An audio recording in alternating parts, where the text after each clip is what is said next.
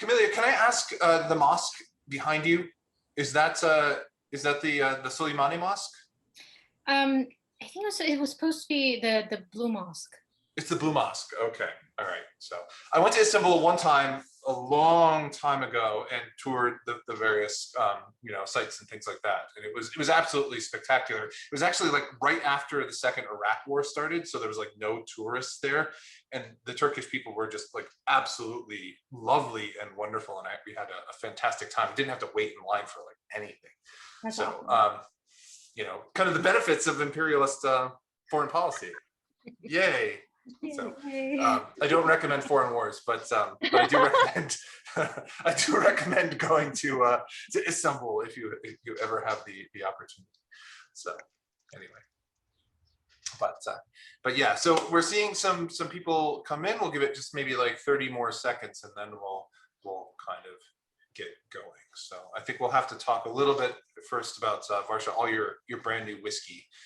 Yeah, I will share all the bottles when like everybody joins in, but basically I want to share a really funny story, and it happens to be a lot, and I just want to tell anybody out there who's like into whiskey but is a woman, sometimes it's not often, but sometimes you'll go to like a whiskey bar or like a liquor store, and you will be knowledgeable because you're you or you're Varsha, and you'll be like, yeah, can I see this scotch? And they'll be like, are you sure you want to try that scotch?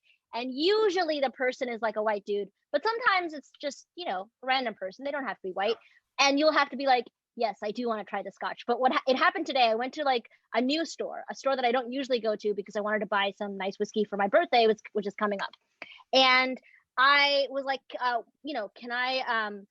would you be able to recommend me a scotch? Usually I don't even ask them for recommendations because I know what I'm buying when I go in. But today I was like, oh, this person looks like they know stuff. And he was like, are you sure you want to try a scotch? Wouldn't you rather try a bourbon? And like, first of all, this person does not really know whiskey because bourbon and scotch are like very different. And it's not always true that bourbon is easier to drink than scotch. It's not true, because I've had some really shitty bourbon. It is harder to drink sometimes. And I pulled out my phone. I was like, yes, you are correct. Scotch is an acquired taste. Here's my whiskey spreadsheet. This is what I've already tried. I have acquired the taste of scotch. Can I see that Talisker? Talisker. And it was great. The guy was like, whoa, okay. You pulled out your spreadsheet? That's amazing. Sometimes you have to, because they don't believe you when you tell them, yes, I know the difference between like a scotch and an Irish whiskey and a bourbon and a rye. Like, I am aware. Yeah. I have to say, I've obviously never experienced that myself, being, a big, tall, white guy who clearly knows, the difference between all sorts of whiskeys. But my wife, who's a smaller woman, we make like as you've seen from previous shows, like we like to make cocktails, so we experiment with different flavors and stuff like that. So we're pretty familiar with different types of liquors and stuff like that. And we went to a bar one time, and she asked about a certain bottle of vermouth that it's really hard to get kind of around here. And she's like, oh, that looks great and stuff like that.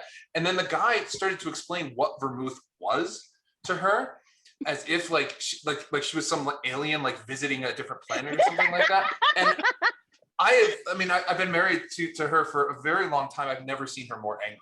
Kind of seething with rage that this man was doing this to her. So, and I didn't help things because I thought it was hilarious. I'm never going to live that down, but there it is.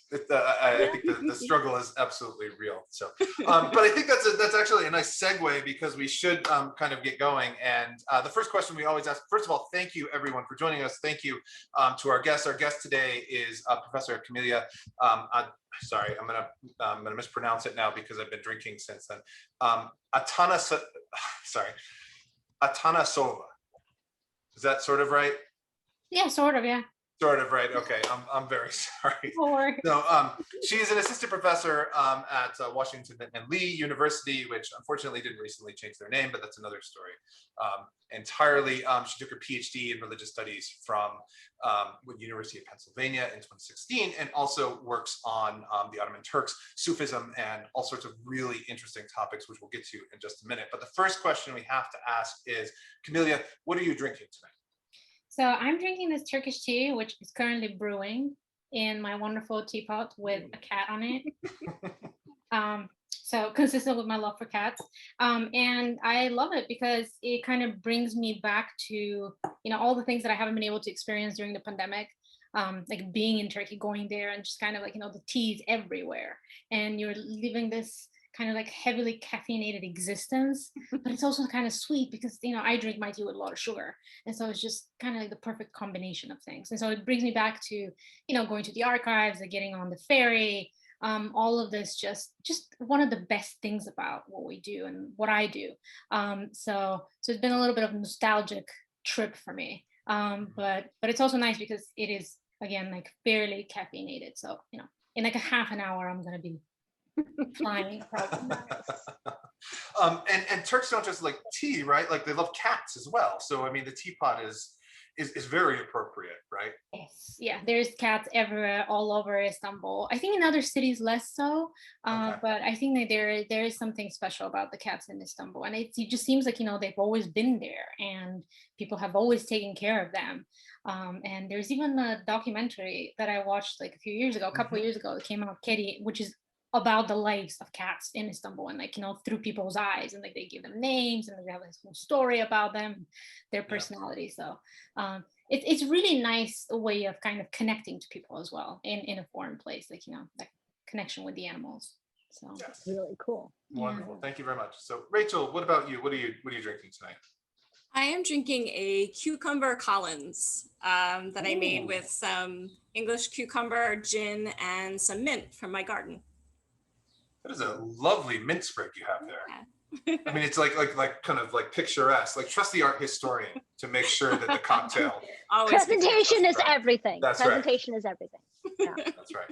Absolutely. So Varsha, what about you? So as I said, I went birthday shopping today. So I bought this brand new bottle of Talisker 10. It has been like a few years since I've had Talisker. I had it at a bar once, so I'm opening it for everybody, and I'm going to have it in front of everybody, and I'm very excited. I also have 3 other bottles that I bought because I cheated and didn't just buy one for myself. If I want to, I can later have Lost Republic Bourbon, which is supposed to be really good. I read some reviews before I bought it. Whistle Pig, which I had at a really fancy seminar ages ago. This is the Whistle Pig 12-year rye. It is bomb. And then this I had at on one of my many horrible dates, but it was years ago. But the best memory of that date is the Port Charlotte, but heavily peated. It's not the regular one, it's the heavily peated one. So I'm excited. But yeah, Talisker is what I'm having now. Excellent. You have the fancy glass too, so I do. Mean, you're ready as well. So I'm ready. Yeah. Excellent. How about you, Matt? So I have a fancy cocktail tonight. This is called a San Francisco Treat, and I'll put the recipe in the chat in just a minute. So it basically has 2 types of Amari, which are kind of herbal liqueurs, and one Fernet Branca, and the other Averna, which is a Sicilian cocktail, Sicilian Amaro, sorry. And then it has a little bit of Dolin Blanc vermouth in it as well, which kind of mellows everything off. And then my wife, she's a lovely person, even though she gets mad about being explained vermouth, she flamed an orange zest for me too. So it has a lovely nose of orange on it. So, and then for backup, I have some Woodford double oaked, which is absolutely wonderful as well. So to transition from there, very awkwardly, I think we should say, first of all, thank you so much, Rachel, for joining us up. If you are watching there at home, please remember to put your questions for Kameliya into the Q&A, and we'll get to those in the second half hour. We'll have plenty of time for questions. I'm sure there'll be lots of things that will come up. So thank you, Rachel. Bye. Excellent. So Kameliya, you work on kind of the pre-modern Ottoman Empire, or what we might call kind of the early modern Ottoman Empire, and Sufism and things like that. Could you tell us a little bit about kind of that research? Like, what is the project that you're working on right now? So the project that I'm working on right now is based on my dissertation, which studied constructions of authority in the writings of an Ottoman Sufi intellectual who lived in the second half of the 17th century and the first quarter of the 18th century. And what I'm trying to do is kind of bring together fields that normally don't talk to each other nearly as much as I think would be great for them to. So I was trained as largely as an Islamic studies person at Penn. and like obviously like I was in the religion department as well. So the connection for me to Ottoman history is something that actually kind of came a little bit like from the side. I was actually in Morocco doing Arabic, and I knew at that point that I wanted to work on Sufism, because Sufism is this really interesting kind of like vehicle for intellectual production in the Islamic world. And we see through Sufism a lot of different ideas kind of like being transmitted and traveling quite a great distance. And so I was actually doing Arabic in Morocco, and one of my Arabic teachers just asked me, he said, "Oh, you're from Bulgaria. Like, what do you know? What do you know about, Sufism in the Ottoman Empire, which clearly, like is a significant part of like our history in Bulgaria." And I realized that I'm like, well, nothing. And I was just starting grad school. Like that was just the summer before I started grad school. He's like, well, do you want to meet with like, like the top guy in Morocco that like works in Ottoman history? I'm like, sure. And so it kind of like, like started from there, kind of like, like through the only like area, I should say, like in North Africa that actually was not incorporated in the Ottoman Empire, that my interest in Ottoman Sufism started. So, so kind of like, to go back to the project. So I'm trying to bring in Ottoman history, especially Ottoman intellectual history, and in the early modern period, in a conversation with Islamic studies and some of the methods that we have in Islamic studies, and questions relating to particularly transmission of knowledge, along with also questions about method and theory in religious studies. So trying to kind of like bring all of these things together, and make them talk to each other, and come out with something slightly newer out of that conversation. So that's kind of like in a nutshell what I'm trying to do.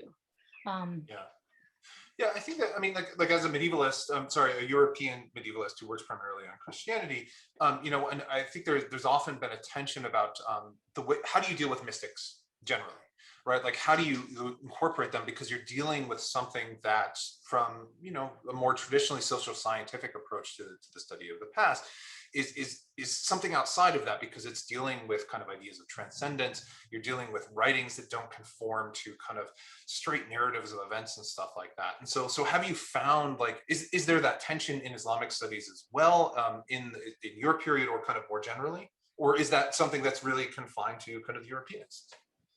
I think there is. I mean, like even when we have conversations about like intellectuals who, for example, were incorporating Sufi ideas and legal ideas. I mean, like, like to talk about like these two things together is difficult sometimes, because like we have all of this history of moments of tension.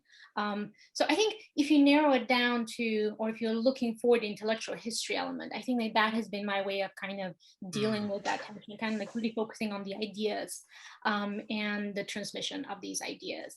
And I think, especially when you look at closely at some of these sources, especially some of them that are more autobiographical or travelogues or something like that, like even in ones that are supposed to be like very metaphysical, like you do find like kernels of, just like daily life and struggles, and, like this person's wife not approving of them, like moving to another town, or, like them having, their students having a fight, like actual physical fight with like, some other people who are, like do not like this guy. I mean, these are all the things that I'm finding in the sources. And so it's kind of like, like you have like all of these like metaphysical ideas that are at one level, but they really relate to very grounding experiences that person had, and to also like their struggle to establish themselves as someone who is super important, super influential, and or wants to be that, but against the background of hundreds of other people or thousands of other people that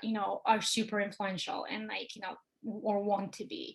And so it's kind of an interesting moment, I think, especially the late 17th, early 18th century, because like there's so much happening in the Ottoman Empire. And I think until recently, maybe until like the last like 10-15 years, there was the trend, or I should say maybe until like mid 90s, there was a trend to kind of like think about that period in Ottoman history as a period of decline, because the Ottoman Empire starts losing territories. So militarily, economically, things are not really going very well. But there has been a lot of effort from Ottomanists to kind of like change that narrative, which doesn't really, I mean, like, like decline and like efflorescence and all these things are just like very binary ways of thinking about the evolution of any entity anyway. So so they've been talking more about kind of like it's a transformation. So things are changing, more people, more different centers of power emerge. So you're no longer having kind of like the absolutist empire that you have under, Sultan Suleiman and, the associations with that. You have this like super centralized empire. You're having a much more decentralized entity and a lot more political groups and religious groups kind of like emerging, and they are in a competition with one another. So I think like this is kind of like what I'm seeing through my work, and it's really quite fascinating because it does question some ideas about like mysticism and what that is supposed to be. And the whole idea of Weber's charisma, that the mystic is someone charismatic, attracting like everyone to them like a magnet. That's not who I'm working on. So it's kind of fascinating because you're working with a guy who is kind of grumpy sometimes, that like he's not that popular. He's like, I gotta be like, I'm super important. It's like, sure you are, dude, but it's kind of like giving you a window into a lot of these struggles. So it's actually quite interesting. I just have a question, if we could back up for 1 second, for somebody who doesn't really fully understand Sufism, because I don't. I have encountered it when I study Indian history, but not that much. How would you explain Sufism, at least as in its form in the 18th century, to somebody who doesn't really understand it? Is it a sect of Islam, or is it people who sort of break away from the main tenets of Islam? What does it sort of look like? So my graduate advisor, actually, in a lecture that he was giving, for which I must have been a TA at the time, that he actually gave a really, really good definition of it. His name is Jamal Ilyas. So he talks about it as a modality of Islam. And I really like to think about it that way, because it's not a sect, or, to think about it as a, like something that is outside, but it is a way of being Muslim. And it's kind of more than that even, because, we have examples of like Sufi movements in the US that do not even subscribe to, like falling under the umbrella of Islam. And like they're kind of like their own like interesting phenomenon too. So so I think like one way to think about it is a modality of Islam, and as a way of being Muslim that emphasizes on the one hand, I think it could be a lot of things, but it could be, an emphasis on spirituality that is achieved through, specific ritual performances. It could be something that deals with particular metaphysical ideas or in an intellectual production that focuses on the idea that knowledge can be directly derived through some sort of like I don't want to call it like an experience with the divine, but it is like some sort of like a supernatural experience or super sensory experience, like hearing things from a divine source, or, like having these dreams and visions, and like that knowledge is direct knowledge, that it is knowledge of, some kind of like a universal truth. So it can be a lot of these things. And you kind of like see this in the 18th century as well, in the sense of like, you have these people who are incredibly well trained, incredibly well read, like they are incredibly productive and prolific. I mean, they're writing, the person that I study, like he has written over 100 works. And so on the one hand, like there are these very scholastic types. And then on the other hand, like, a lot of what you see in their writing is also like, oh, like, I had this dream about this verse of the Quran and the interpretation of it, and I'm going to write it down. And that becomes kind of like a audiovisual diary, if you will. So I think it's kind of, I think the uniting point for all of these different strands, like whether you're going to be like someone who engages in a lot of these, like, like additional prayers, or repeating, like rhythmic, like meditative repeating of chanting of God's names, or someone who is like, like reading a lot of these books that have been like written like for like hundreds of years, and then like having these dreams. I think the uniting factor is the idea that like you can have direct knowledge of some kind of universal truth, something, coming directly from the source, as it were. So I don't know if that explains it. So it could be like, I think, I wanted to make sure that like, you can say that there could be an ascetic element. So there could be asceticism in that, and people could be spending like days in solitude, meditative solitude. But it could also be, just a person who is actually an Ottoman bureaucrat, and like they don't have time for that. So they are just kind of like a regular bureaucrat, like who also really likes attending these meditative sessions on a Thursday evening. So it's kind of like there's many ways of being that, and one word that you could use is mysticism, and there is a whole discussion in the field of Islamic studies as to whether that is appropriate, like what does that do for us. So it kind of like opens another conversation, which I'm happy to have if there is space for it. So I love the idea of a modality of a religion. I think that's something that when we talk about kind of early Christianity or something, is that we try to express that these are varieties, the various Christianities, right? That there's some sort of general umbrella in which they all kind of fit under, and they're not necessarily. They're certainly fighting with each other, and they don't believe in the Christian sense. In the Christian example, is that they're certainly disagreeing with each other, and there's theological disagreements and stuff like that. But there's something that kind of binds them and unites them. So it's not right to say like, because you're making a theological argument in some ways, right? If you say like, this is the correct one and this is heresy or like a sect or something like that. So I really like that kind of framework, how you described it there.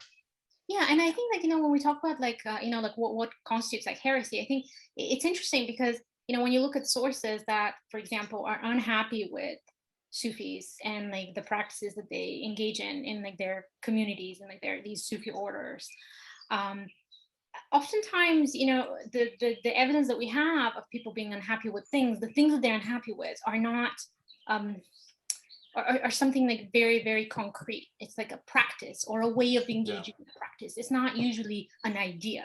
It's like what people are saying, what people are doing. So it's kind of like more like the focus on like like orthopraxy, I guess, like as opposed to like orthodoxy. And like that is, I think, the line in the sand sometimes, like what for some jurists or a theologian that counts as belonging in, or like kind of like being like on the fringes or outside of proper Muslimness. Yeah. One thing I wanted to ask is it's pretty clear that no matter if it's a modality of religion or if it's a sect of religion, no aspect of religion is like separate from politics. And obviously the Ottoman Empire probably is not an exception to that. And so I'm assuming in your book, you're trying to look at how Sufism sort of works within or outside of politics, or works as a tool of politics. Is that the case? And how did it work within the politics of the Ottoman Empire? I'm really glad you asked this because like I think some of the older definitions of Sufism have been a lot of like the kind of like classical period in which scholars used to work on Sufism was 8th to the 13th century. Exactly. So, and like like during that time period, like like they usually, I think a lot of the interpretation of like what people were seeing there was like, oh well, like Sufis are disconnected from politics, or they're uninterested in politics because they say I'm uninterested in politics in like their writing. But there was a relationship. There was always a relationship of patronage.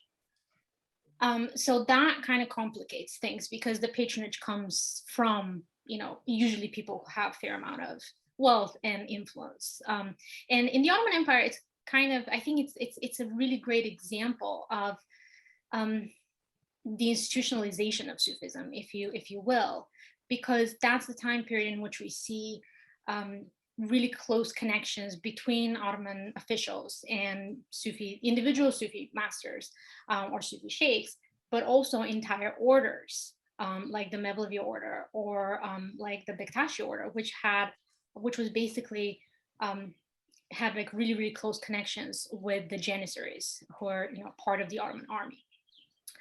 So the infantry troops. And so you see a lot of kind of connection between, like the same ritual being incorporated or the same like headgear being incorporated like from that order into the Janissaries. So it's kind of an interesting connection between like, like military on the one hand and like Sufism, something that like, I think a lot of times is not being talked about, when we think about Sufism. So there was definitely a lot of different points of connection between politics and Sufism in the Ottoman Empire. And one example is, these close relationships that Ottoman sultans had with individual Sufis that we find in the sources. There are a lot of interesting kind of I suppose like, you know, back projected ideas that the very origin of the Ottoman Empire was somehow like divinely predicted, like by a guy that was a mystic. So there's a lot of that.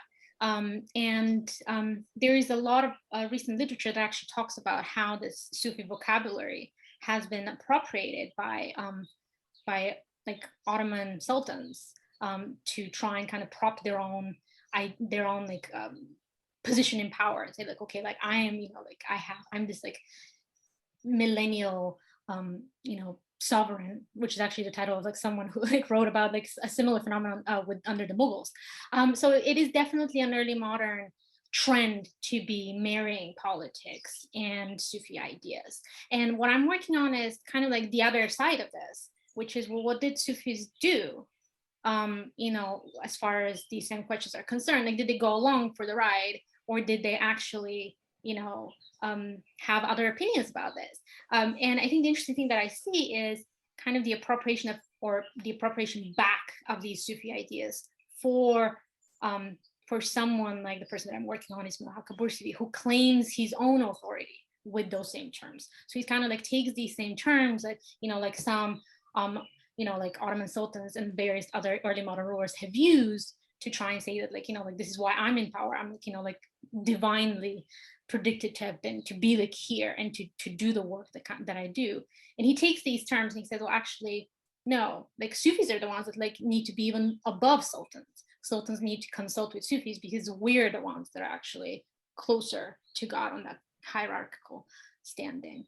So so it's kind of like a pushback almost. So there seems to, sorry, go ahead, Varsha. I was just going to ask, would you characterize Sufis, at least during this period that you look at, as a majority in the Ottoman Empire, or like a select minority? Like, is it a mass movement, or is it a very elite minority? This is an interesting question. Like I work on the more elite type, but at the same time, you know, like I have this autobiographical writing by this person, and he's traveling, you know, like he's in all these like small towns on the Balkans, and he's interacting with, you know, communities there. So I get the sense that there were both of these, that they were both like, you know, like smaller communities that, you know, an itinerant Sufi could be part of, and also kind of like, you know, the standard like pillars in the ivory tower in places like Istanbul, and there was competition for, especially for the latter, because Sufis tended to be prioritized, and people from established scholarly families tended to be prioritized for positions in the imperial mosques, and that was a huge problem for other folks, who saw that as being unfair to, you know, the popular preachers and people who did not come from that elite background. So so I think there is both. It's a little harder to find sources from like what street Sufism looked like. But we do have some articles that folks have published on these primary sources that kind of like, you know, give you a very, you know, ordinary life of a guy who, you know, was, you know, describing like all the parties that he attended and the food that he ate and things like that. So so I think that you definitely like see examples of both. Yeah, it's really interesting. I mean, I love the way that you're talking about, you know, the period, because I think oftentimes, you know, people who are outside looking in, or even historians or scholars of religious studies, like they tend to separate cultural and intellectual history from like social history, right? But these were human beings, like regardless, like they thought things and they did things and they interacted with social structures and they were individuals and things like that. And so like they went to parties and they thought individual things and they wrote things. And so I love the way that you're kind of weaving that, you know, in your explanations.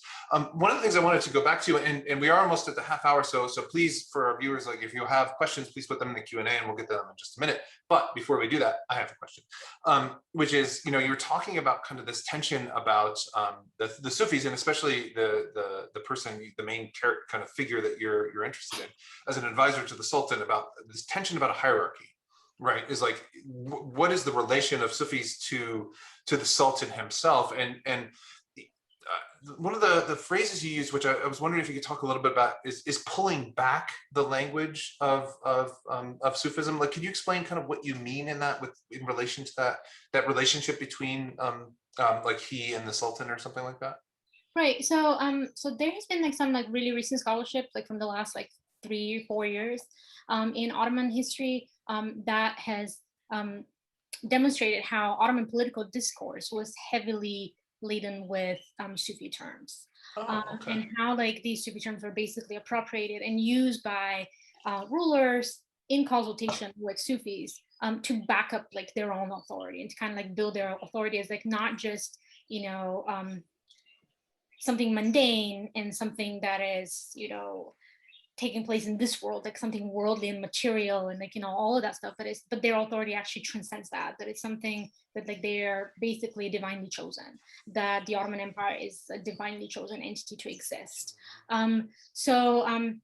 So what I'm seeing, and this is something that like, you know, happens like more and more, like, you know, I think up to the 16th century and like thereabouts, like this sort of like, you know, like influx, and it's like not something that started then. We really see it like, I don't know, I guess like 14th century, like we see examples of like that Sufi language being used, in that millenarian language being used by rulers all over the place in early modern Islamic empires.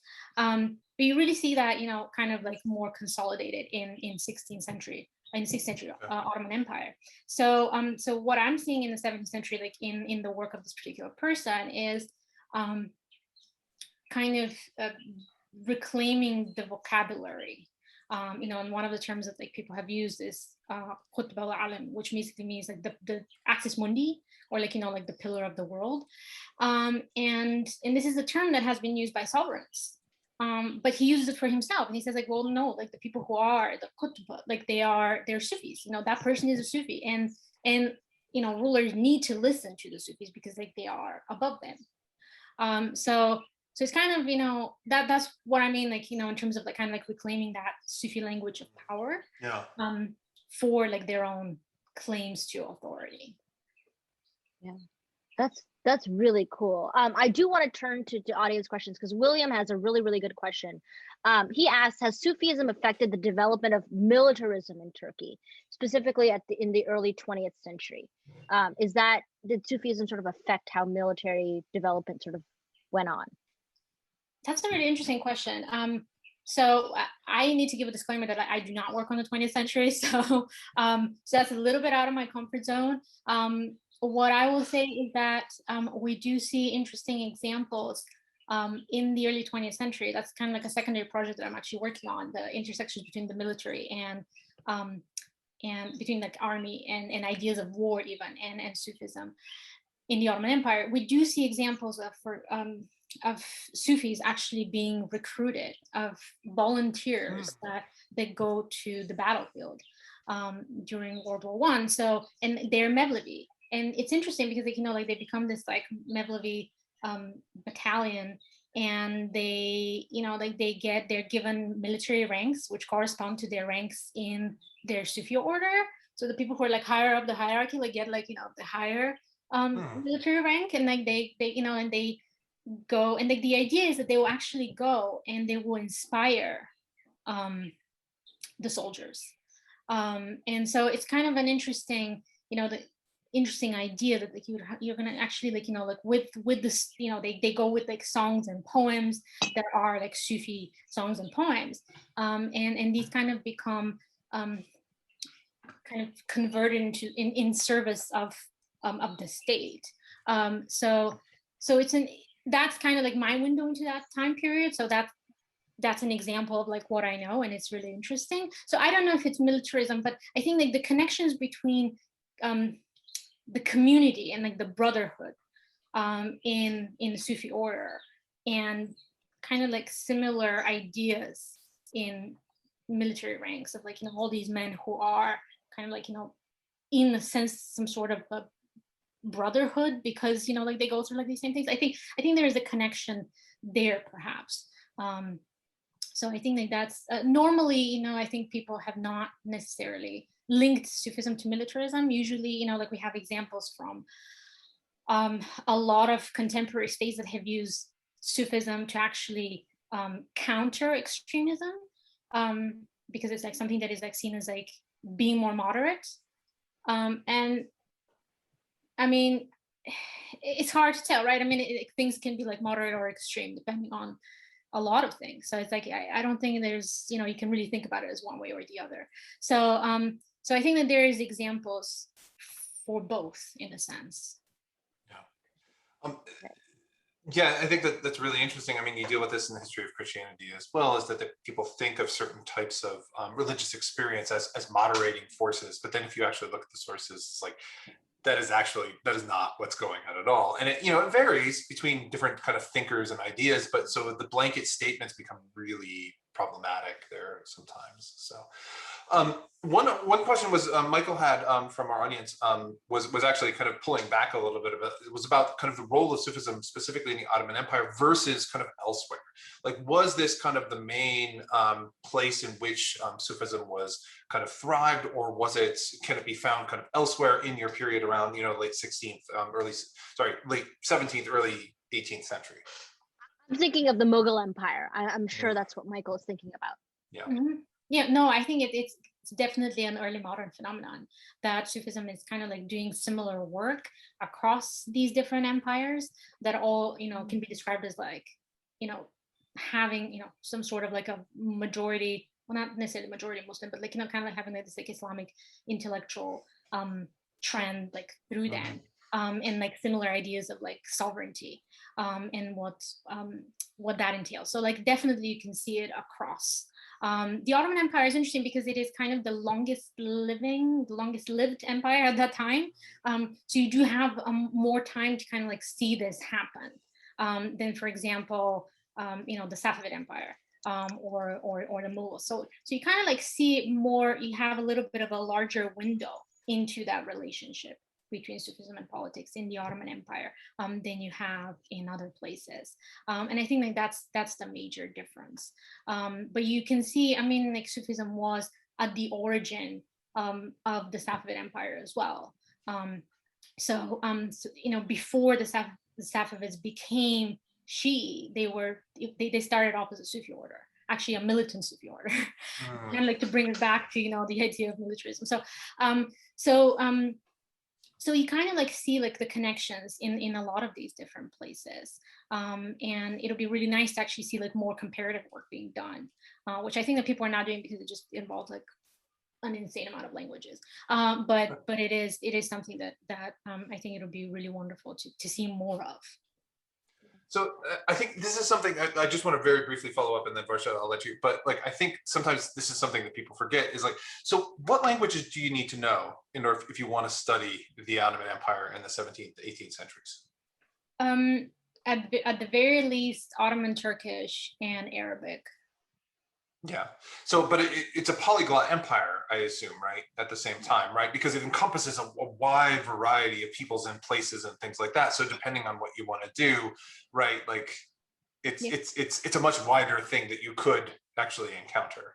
Absolutely. I mean, depending on like what communities you're working in and what areas, it would be helpful to have like all sorts of other languages. I mean, like you could have like, you know, it'll be really helpful to have Persian as well, because a lot of these people like also wrote in Persian. It'll be really helpful, you know, depending on like what you work on, like you can like really integrate Armenian, you can have Russian, you can have, you know, Hebrew, you can have like, I mean, really like there's such an expanse that, yeah, depending on what you're focused on, like you can really find a corner to make for yourself and really find some really fascinating stuff. Yeah. That's really cool. Yeah. There's another really good question. You mentioned that Sufism sort of played a role in legal reasoning. So Adam asked if you could sort of elaborate on exactly what role did Sufism sort of play in the legal thought during the period that you look at. So what I meant by that was actually like a side project that I'm working on, which is on an earlier time period and in a different geographical location. Okay. But you can find examples of, I mean, I think, you know, oftentimes like you can actually see like even the person that I work on, like, I mean, he wanted to be a mufti, he wanted to issue fatwas, these legal opinions on the questions that are not covered in the scripture. And then this is something that the people just would pay for, you know, like they would come to you and like be like, okay, well, is it allowed for me to, you know, be drinking this tea that has been, you know, like 3 days old, is that okay?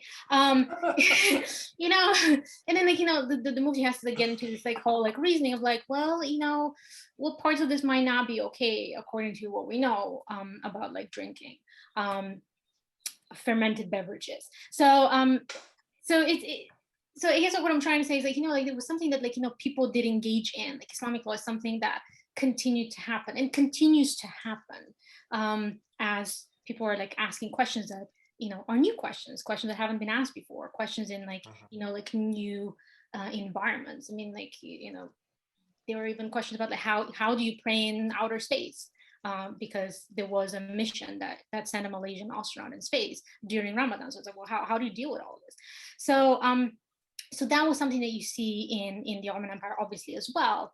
And the person that I work on, he was asked to be a mufti, and he was advised from his sheikh to not take that on. So it's kind of but to kind of focus on the preaching, the standard things, just don't go in that direction.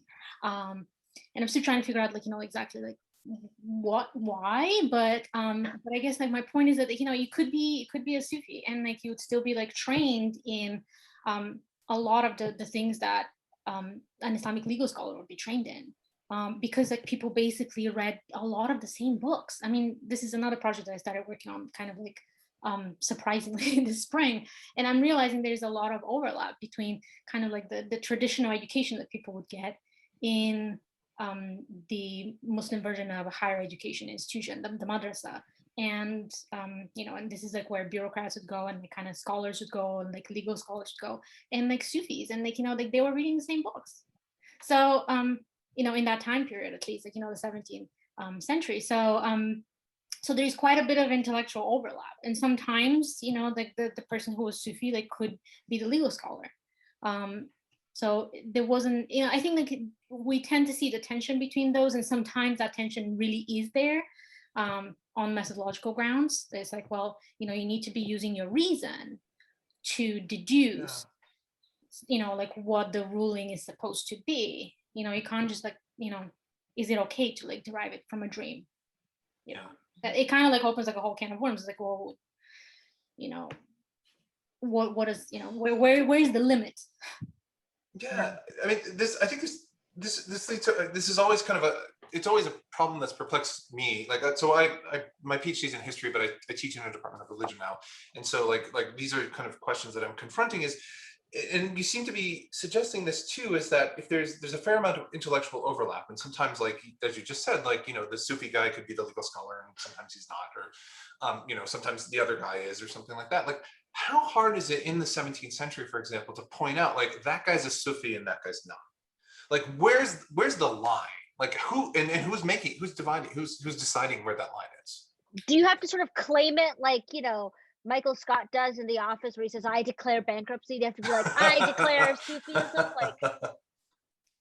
Yeah, no, I think this is an excellent question. I think it's something that is really, really kind of hits the jackpot in terms of the disciplinary divides, and kind of the taxonomies that we use nowadays, and to what extent they are useful in describing how people saw themselves at a certain point in time. And I don't, it's not straightforward. I mean, I think that people would refer to themselves as kind of a community. I'm trying to remember what the exact term was, but in the sources that I'm looking at, the people who are the bad guys, referred to as the deniers, and kind of haters, basically. And it's well, what are they denying, right? It's or they're traditionalists, or the people of tradition. And it's so I think people didn't really see themselves as we are in this Sufi category and nothing else. I think the boundaries between these were more fluid to some extent. I think the interesting thing is that there is a mapping of people along guilds or trades. And I think that's really fascinating in the Ottoman Empire, that you're going to have this guild of craftsmen who are doing this particular thing, I don't know, silk, and then you're they're associated with particular tradition, or particular different corner of this intellectual exchange. So So it's hard to tell, like, like people don't like necessarily say like, I am a Sufi, but they will be like using a certain terminology, which would be recognizable. Which would be like, which would connect them to a bunch of other people. They would claim that like their spiritual genealogy like links them back to like, like someone really famous. And this is kind of like how you identify them, to say like, okay, well, this is the language of genealogy.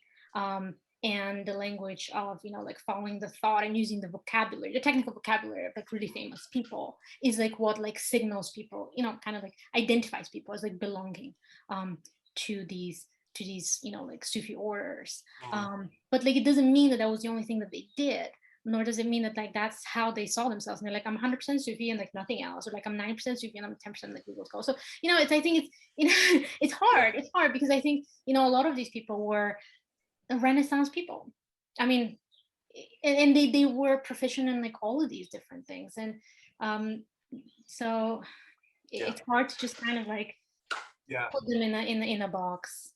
No, it makes so much sense. I mean, like, people are complicated, right? Like, I mean, like, and people in the past were complicated too, right? And so I'm struck by like, you're basically trying to trace, like, in order to identify, if I'm understanding you correctly, like an intellectual genealogy by certain hints that they're kind of dropping with language that they're using and stuff like that, which in theory could tie back to certain kind of thinkers, which would link them to a tradition or something like that. But they're never yelling like Varsha was saying, like, I declare Sufism or anything like that. Like, anything like that.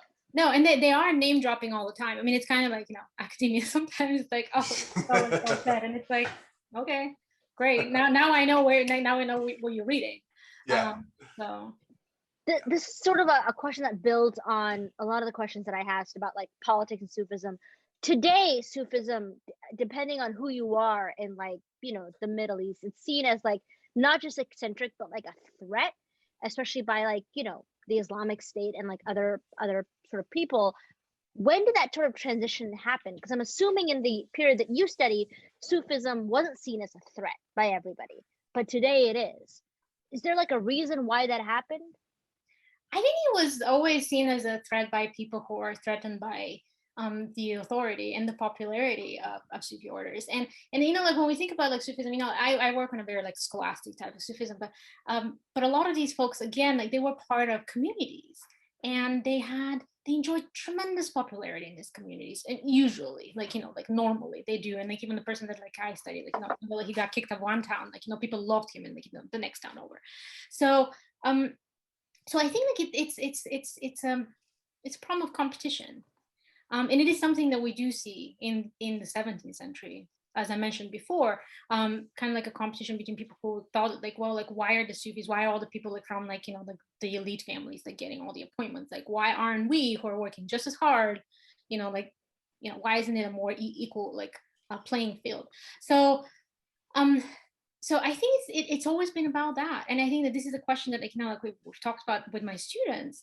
Like one of them actually like raised the question. He's like, well, why are these like Sufis like hating like Sufis so much? Like he's like, what do Sufis have that creates that issue? And I think that that's exactly the key direction for addressing this question. It's like, well, they have tremendous popularity, they have that authority, like people, like oftentimes like they're the pillars of the community, like they provide like food for like the poor, like they have all these like festivals that people attend, and it's a big party, and like everyone is having a great time, and like they are people that folks like go to for advice. So so I think like that's the answer, or the answer is somewhere there, that that's why like they are seen as a threat, because they actually enjoy tremendous popularity, and they have like had that established over centuries.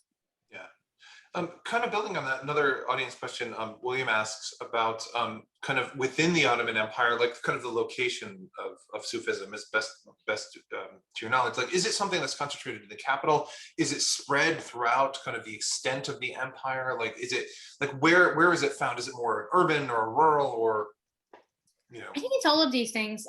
Okay. And so the person that I work on, like he was trained in Edirne and Istanbul, which are kind of like obviously like really big cities, and he ends his life in Bursa, which is the first Ottoman capital, by the way, if like anyone like is ever, having to like answer like which is the first Ottoman capital. It's like, where's that? Not a very well-known fact, but can get your points. So so he's in these places, but that he also actually spends a lot of his time when he's a young preacher on the Balkans, in Skopje, and in two other fairly small towns. And I think that we have a lot of examples of people being in urban centers. Like that's like where you have like longest traditions of there being like Sufis, there being like centers of learning for like all of the Islamic sciences, including Sufism. It's also places where people were buried.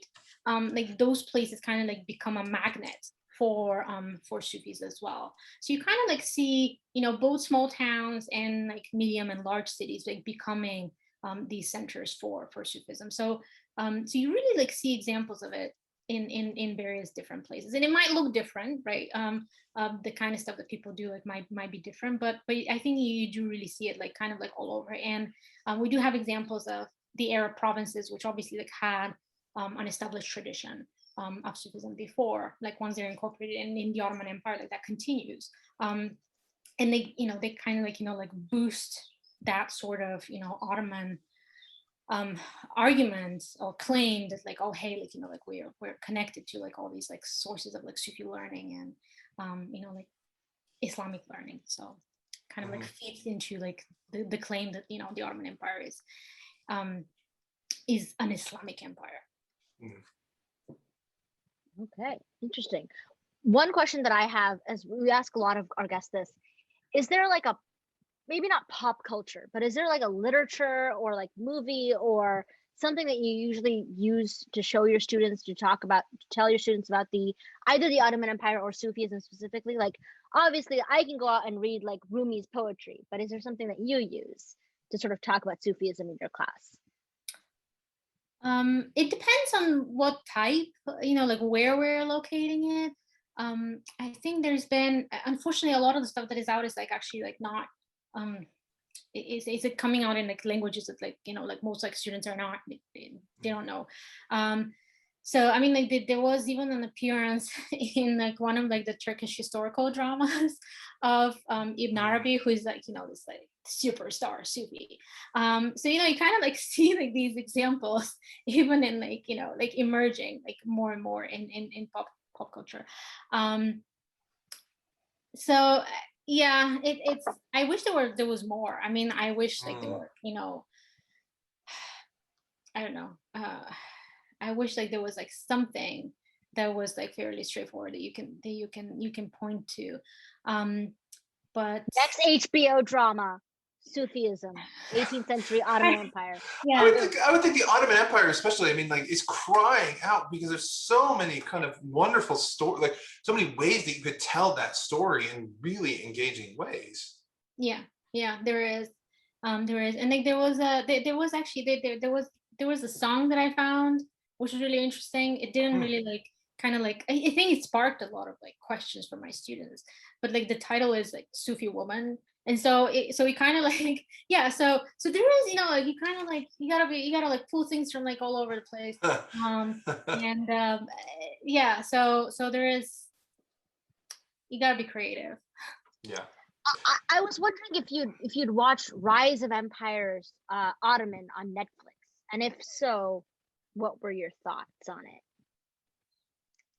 it? Which one is that? Is that like that's a title? Yeah, it's a title. It's on Netflix. I haven't seen it, but Rachael asked this question because she's seen it. It's a Turkish historical docudrama.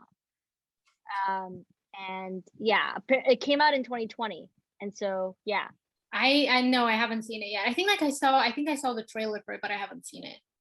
Yeah, apparently it's about the Eastern, like the Ottoman Sultan Mehmed II is trying to wage a campaign on the capital of Constantinople. So, yeah, we'll have to check it out. We'll have to see if it's historically accurate. I seem to remember some news, and maybe I'm totally misremembering, is that I think Erdogan had or at least the government had a hand in the production, so it had some troubling nationalistic overtones to it. But I might be totally wrong on that. But it might be an interesting thing. Kind of shifting from that, but again, like, I mean, we talk about kind of public engagement and like pop culture and how we kind of integrate in your classes. Like, do you have a favorite class that you get to teach kind of around kind of the Ottomans or Sufism kind of generally that you love, that you just kind of has a special place in your heart?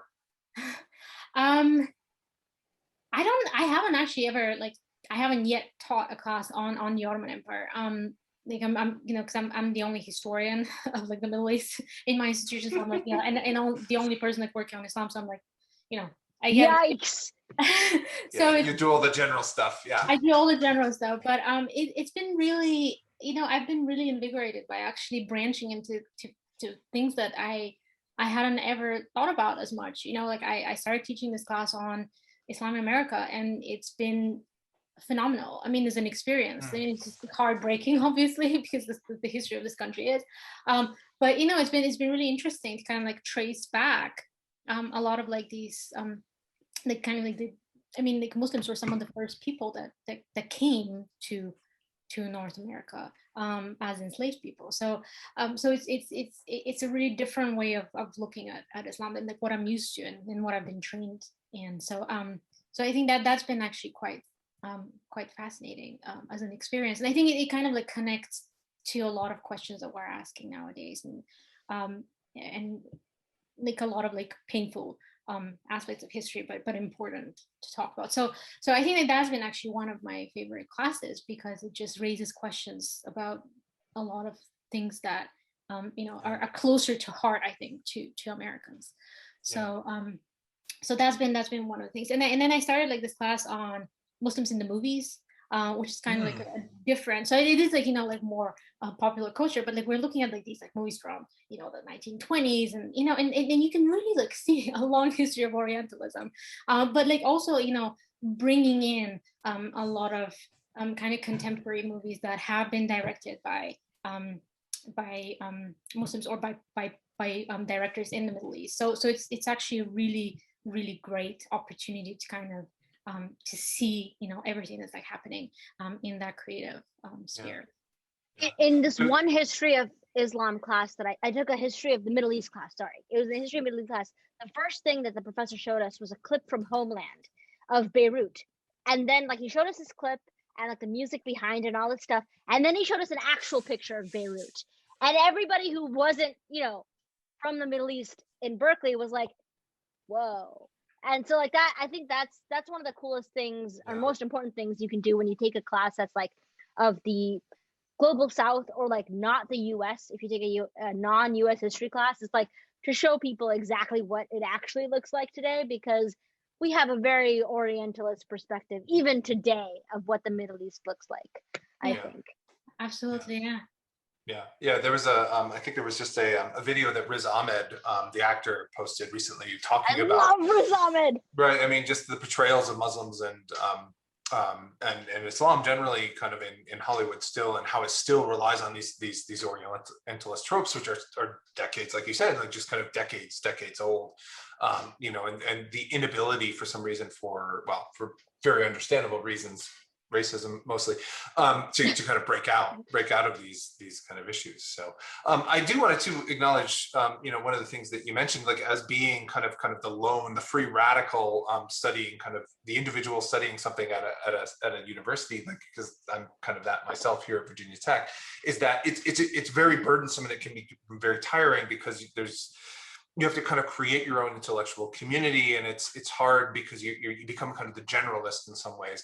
But one of the things I found, and I think that kind of tracks with what you were saying about like teaching this course in your case of Islam in America, it makes you think about bigger questions in really different ways. And I think that's been really generative for me, and it seems like for you too, is stepping back and thinking about things outside of what you might otherwise be able to do. I mean, do you think that's kind of like the teaching? Do you think that's kind of changed your research too? I think it has. I mean, I think it has informed, some of the questions that I think about, or maybe these questions are already kind of simmering, and then because I've taught a seminar on Sufism twice so far, and I think it was definitely helpful in kind of like getting me to be like, okay, like what are the questions that I have, about my own work, and what are the questions that I want to explore, and so it's been really really good to kind of teach about it and raise some of these questions with students as well, and they kind of like get their input on it. So I think it's definitely been really rewarding in that way, kind of like surprisingly almost, because like, yeah, I mean, like this is not, I'm not teaching it to graduate students, I'm not teaching it to like other specialists, but I think it's exactly because of that, like someone like, you know, like the questions that are so obvious, you know, and like, you know, like somehow like have become less obvious to me, get to come to the surface. And it's definitely been rewarding to kind of break out of this also and get a fresh perspective of something else. Because I think, you know, once you get out of like, you know, like I think sometimes like, you know, like when we work on something, we stare at it way too long. We like, you know, like start like kind of like Yes. not seeing the things, and you gotta like step out and then come back to it in a sense to be able to revisit it and see it more clearly. I have one last question, just because I know it's time to wrap up, but we ask a lot of our guests, this is like, when did you visit Istanbul or Turkey for the first time? Because I've only been able to go to the Istanbul airport, because a lot of my flights to India are on Turkish Airlines. So I've never seen Istanbul. And so when did you first visit it? And like, what was like the first thing that you saw that you were like, oh yeah, this is definitely what I have to do with the rest of my life. I have to study Turkey. So it's a little bit of cheating on my part, because like, you know, like Turkey was actually the first country that I ever visited outside of my own. Oh, nice. Yeah, and so that was in 2002, and it was completely different, like, you know, non-academic. So my mom at the time was like working at she's still my mom, but like, you know, at the time that she was working, she's still my mom. She was working on this documentary about this like air games festival, so like paragliding, parachuting, and she was invited, like she had already gone there once in this coastal town, so she was invited to like go back, and so we went, and it was just, you know, everything was just beautiful and calm and like just gorgeous nature, and which is not what you see in Istanbul most of the time.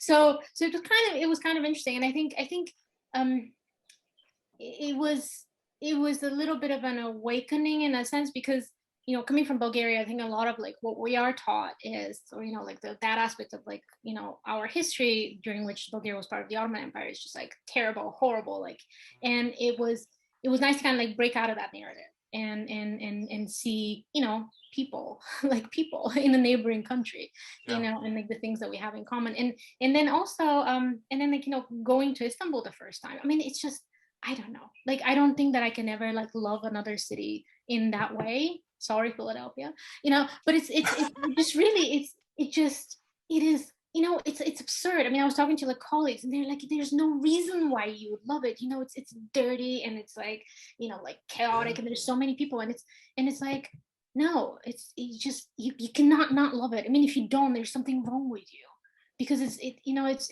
I think it's just beautiful, like, and it has a lot of like, you know, I think in terms of like, you know, like construction, you know, and, you know, there is like less green space now than there has been, so there's like, you know, like problems with like that sort of stuff, and, you know, traffic absolutely not functioning, but I think it kind of, it's such a meeting of like so many different worlds, and you can see like, you know, all these historical monuments kind of like on the background, and like, you know, like there's like the nightclub, like, you know, like, you know, here, and there's, you know, like, you know, further down there you can see, you know, this you know, amazing mosque. So it's kind of I don't know, it's just the power of like the super big city, like, you know, this like the concentration of people, like in history and like everything that just makes it exceptional. And I think that that's the case for like a lot of other cities. I mean, I've lived in Cairo, and it's similar in that sense. It's you can just see all the layers of the history there, and I think like that's, as a historian, it's wonderful. I'm weird, but I got that feeling. So like, I know a lot of American historians, and they're not, especially early Americanists, and they're not that into Washington, D.C. as much as I am. But when I went to Washington, D.C. and Boston for the first time as an adult, I was like, I can feel the power of history within me. But the same thing when I went to Delhi for the first time. I only went to Delhi, this was even before I was an undergrad. I went to Delhi for the first time ever, even though I am Indian, after I graduated high school. It was the summer after high school. And like, it was my first time in the Taj Mahal, my first time in Agra, like experiencing these like Mughal sites. And I was like, whoa, right? So like, I've only seen Istanbul from the window of the Istanbul airport, but I get what you're talking about. It's a beautiful place. Like, I really want to visit there one day. I think if nothing else gets you, the food does, you know, it's just, yeah. it's just great. Yeah. And the caffeine, the Turkish tea, the Turkish coffee, like obviously I gotta go there for that. Yes. All the sweets. I mean, it's just, I mean, who would want anything else? I mean, like, you know, like the Sufi guys like writing about all the parties that they attended and like all the things that they ate, like they got it right, you know? I got it right. That's right. It's a great place to end, I think. Yeah. It is a great place to end. So, because unfortunately we are out of time. So this has been a really wonderful conversation. Thank you so much, Kameliya, for joining us. Please go out and keep an eye out for her book, which I'm sure will be out very soon. You know, when she gets back to it. And thank you again, everyone. We'll be back next week. A very special announcement. I actually won't be here. Varsha will be taking the reins. Our guest will be Yaakov Fagan. We'll be talking about economic history and all sorts of really interesting things related to that. Stay tuned for an announcement there. Until then, however, everyone, enjoy your Friday and cheers. Cheers.